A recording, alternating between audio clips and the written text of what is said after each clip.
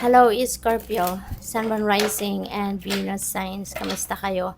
Sana po ay nasa mabuti kayong kalagayan. Welcome back po sa Star Tarot.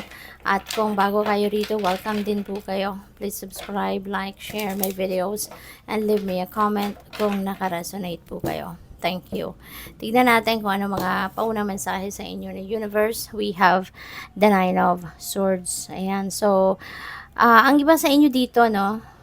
Maybe feeling ko dito nagtataka, nag-iisip, no?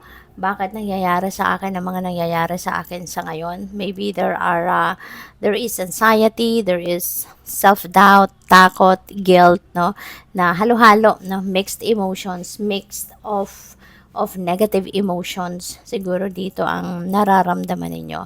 At feeling ko dito dahil sa bigat no na nararamdaman ninyo na nandiyan sa dibdib, sa isip ninyo, parang nagdadasal, no, which is good, no, kasi parang you are asking God, no? You're asking the divine, bakit nangyayari sa akin ito?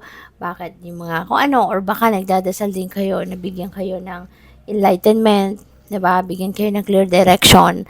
Ano ang dapat ninyong gawin sa ngayon? So feeling ko merong nagdadasal sa inyo at kinakausap ninyo ang universe and yung mga angels ninyo siguro and the rest of your spirit team, no? Asking for guidance. Kasi parang feeling ko dito nalilito, no, maaring kayo ay nalilito or natatakot or nagdududa, no? Kasi pwedeng ang ikinakatakot ninyo rito is something na hindi pa naman nangyayari. Kaya hindi rin ninyo alam kung ano ang gagawin ninyo because it's not even happening yet. 'Di ba? Mahirap magdiskarte, mahirap mag-isip, mahirap magplano towards something na hindi mo pa naman nakikita, hindi mo pa naman nararamdaman, hindi mo pa naman na-experience. Kasi nga, feeling ko, kung ano man ito, no, na nagkakos ng anxiety ninyo, this is not existing yet. Hindi pa ito nangyayari, hindi pa ito dumadating. Baka kayo ay nag-aalala lang dahil parang nag-anticipate kayo, no, ng kung ano ang pwedeng mangyari, pero hindi pa talaga 'yon nangyayari, kaya mahirap, 'di ba? So as much as possible, 'di ba, i-transmute ninyo into something positive ang kung ano man ang mga takot na to. I-transmute ninyo into something positive kung ano man ang mga naghahatid sa inyo ng anxiety or ng pagdududa. Okay? So, yon. So, tignan natin ano pa. We have the world energy. So, dito sa the world energy, this is success. No? This is a time for success. This is a time for achievement and accomplishments. So, this is really, really beautiful. Kasi, panahon nito, no, na kayo ay mag-i-enjoy naman, magsisavor naman ng time ninyo na natapos nyo na kung ano man ang mga pinagkakaabalahan ninyo, ano man ang mga project ninyo, pag-aaral, mga ganon, no, something that you were working on, no, for quite some time na. So ngayon matatapos mo na 'yon. Kumbaga gagraduate ka na, no, sa mga kaganapang ito sa buhay ninyo. Kaya this is a time for success and happiness and joy dahil meron na kayong ma-accomplish. Gagraduate na kayo sa pag-aaral, pwedeng ganun. Or pwede rin na ang iba sa inyo magle-level up na sa inyong commitment with your person. Maaring ngayon ano na kayo, aangat na kumbaga, no, yung inyong relationship, yung inyong level ng inyong commitment with your person.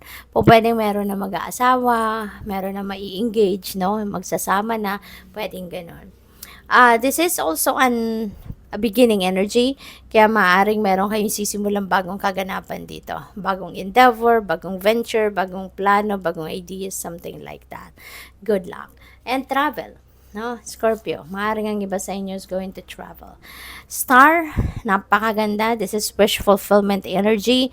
So, meron na kayong wish or wishes that is coming to fruition sa ngayon. Maaaring meron na kayong mga panaginip, no, na ngayon ay matutupad na. Kaya napaka-exciting din na period ito. So, this is also a time for starting a new life.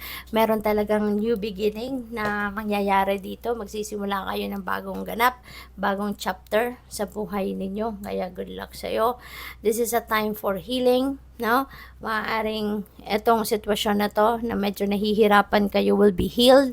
Maybe you're going to finally received an enlightenment, no, from the divine, kaya malilinawan na yung inyong isipan. So yung sitwasyon mo itong nahihirapan ka will be healed, maaayos na yan, no? So po pwedeng ganun ang ganap dito. So tignan natin kung ano pa mga mensahe ninyo. And maraming salamat muna for subscribing to my channel. And kung hindi pa po kayo nakakapag-subscribe, subscribe na po kayo. And please click the join button sa baba ng video po, no? Kung interesado kayong mag-member sa channel. And maraming salamat din for those who are not skipping the ads. For cross-watchers, maraming salamat for being here.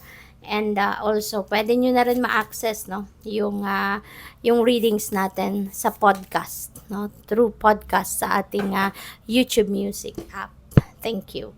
So, great adventure. Wow, meron kayong gagawin, ano, na bagong adventures sa buhay. This could involve travel, you know, pwedeng adventure talaga kayo. So mag-travel, magsusubok kayong mag-explore ng bagong lugar, mga ganyan. Or po pwede rin na meron kayong mga desisyon na gagawin dito na medyo ngayon nyo pa lang ito nagawa. Desisyon na ngayon nyo pa lang gagawin or desisyon na ngayon nyo pa lang susubukan. Something like that. Okay? Kaya good luck sa'yo. With the cleansing waters, feeling ko dito, this is a time for renewal then, diba? With the star. So, yung cleansing waters na to, maybe, ito yung, that will signify now na you are going to declutter your life. You are going to cleanse your energy field. You're going to declutter yung mind ninyo, yung damdamin ninyo, yung energy field ninyo, yung buhay ninyo in general, gusto mong linisin, no? Yun ang napipick up ko dito. For others of you, po pwede rin na siguro gagawa kayo ng ritual, no? For those of you na siguro dati nyo na itong ginagawa, baka ngayon ulit gagawin nyo na, no, na magre-ritual kayo, maaaring nagkakaroon kayo, gumagawa din kayo ng meditation, no, chakra meditation for cleansing your whole body, no, from head to toe, maaaring gagawin niyo yan. Or baka mag-aano kayo, baka ang iba sa inyo nagsusalt bath, or po pwede rin, ano, magagawa nyo rin kung hindi kayo pwedeng mag-salt bath, pwede rin ninyong gawin yung pag maliligo kayo, no? Pwede ninyong gawin yan every day to cleanse your energy field every day. Yung kumuha kayo ng tubig, no? 'Di ba? Kung saan, kung ano man, no? Kuha kayo ng kahit anong container, timba, or anything, no, na pwede ninyong paglagyan ng tubig. Kung kunyari nagsha-shower kayo, hindi ba? So hindi mo pwedeng gawin 'yon sa shower. Kaya kailangan kukuha kayo ng timba or any vessel, no, na mapaglalagyan ninyo ng tubig. Lagyan ninyo yan ng pinch of salt or handful of salt kung medyo malaki yung lalagyan ninyo ng tubig. Lagyan ninyo yan ng asin, no, at yan ang ipandigo ninyo, no? So para ma-cleanse ninyo, no, energetically yung ano ninyo, yung sarili ninyo, okay? Para mawala, no, yung negativity, yung mga negative thoughts, feelings, and emotions ninyo, gagaan yan. So protected by angels, this is a very beautiful reminder para sa inyo na wala kayong dapat na ipag-alala, wala kayong dapat na ikatakot because you are protected by angels. Okay? Lagi kayong pinoprotektahan ng divine universe, no, through the angels. At yung mga guardian angels ninyo siguro, baka lagi ninyong kinakausap, lagi ninyong dinadasalan. Kaya ito, nagpaparamdam sila na they are there for you and with you at lagi kanilang pinoprotektahan. Good luck po. Thank you for watching. Love and light. Namaste.